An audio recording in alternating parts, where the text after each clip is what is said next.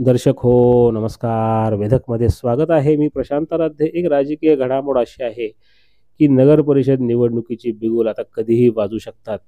निवडणूक आयोगानं सुद्धा या निवडणुकांची तयारी केलेली आहे आणि आता सर्वच नगर परिषद क्षेत्रामध्ये राजकीय पक्ष, गट, तट, नेते हे आता निवडणुकीच्या तयारीला लागलेले आहेत. पंढरपूरमध्ये ही अशी स्थिती आहे.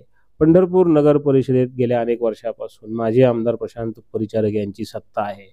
आणि आता त्यांना आव्हान देण्याचा प्रयत्न हा केला जातोय. मात्र यंदाची जी निवडणूक आहे ती थोडी इंटरेस्टिंग आहे. जास्त ह्याच्यामध्ये ट्विस्ट निर्माण होतो असं दिसतंय. कारण समाधान आवताडे हे भाजपचे आमदार आहेत आणि प्रशांत परिचारक हे भाजपचे नेते आहेत. या दोघांमध्ये थोडा राजकीय संघर्ष पडद्यामागे चालतो. मात्र विधानसभा निवडणुकीला हे दोन्हीही गट एकत्र येतात आणि निवडणूक लढतात आणि विजय मिळवतात. हे 2021 आणि 2024 हे ह्या दोन्ही निवडणुकीमध्ये दिसून आलेलं आहे. आणि आता नगर परिषदेच्या तोंडावर सुद्धा ही निवडणूक होते, त्यावेळी सुद्धा परिचारक आणि आवताडे हे एकत्र येणार हे दिसू लागलेलं आहे. इथली निवडणूक ही प्रामुख्यानं परिचारक, आवताडे आणि भालके यांच्या भोवतीच फिरताना दिसते आहे. विरोधक असणारे भगीरथ भालके हे समाधान आवताडे यांचे विधानसभेचे 2021 आणि 2024चे प्रमुख विरोधक आहेत.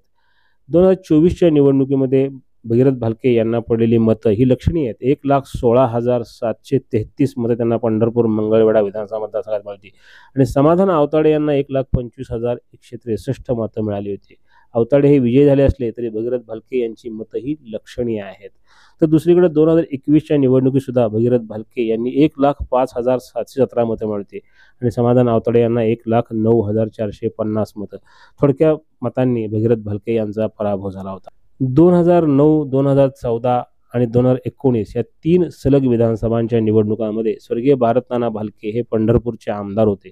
त्यामुळं पंढरपूर आणि मंगळवेढा या दोन्ही शहरांसह या मतदारसंघामध्ये त्यांचं चांगलं वर्चस्व होतं आणि त्यांची क्रेजही होती आणि ती आजही त्यांची क्रेज टिकून आहे.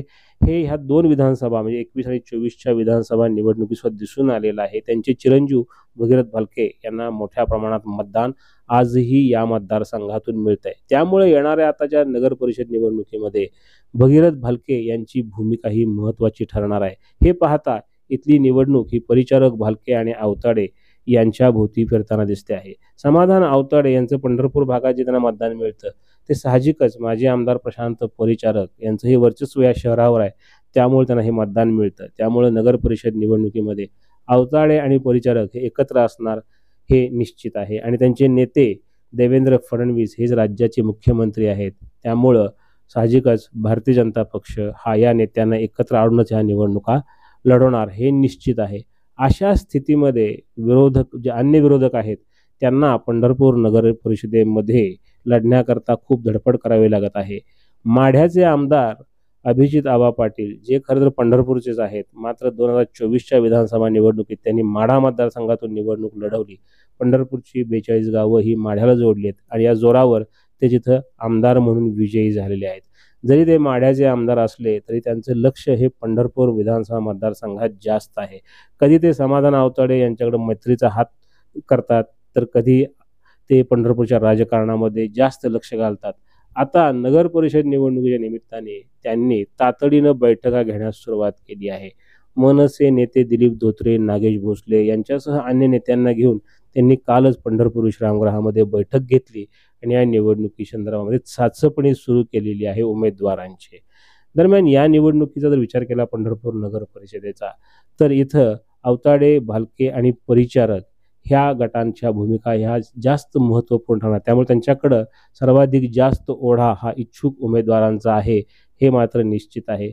अनेक जे इच्छुक उमेदवार आहेत ते विविध बैठकांना हजेरी लावत आहेत, मात्र त्यांची मोर्चे बांधणी ही परिचारक गट किंवा भालके गटाकडंच जास्त असल्याचं दिसून येत आहे. त्यामुळं पंढरपूर नगर परिषदेची निवडणूक ही प्रामुख्यानं प्रशांत परिचारक, भगीरथ भालके आणि समाधान आवताडे यांच्या भोवती फिरते हे मात्र निश्चित.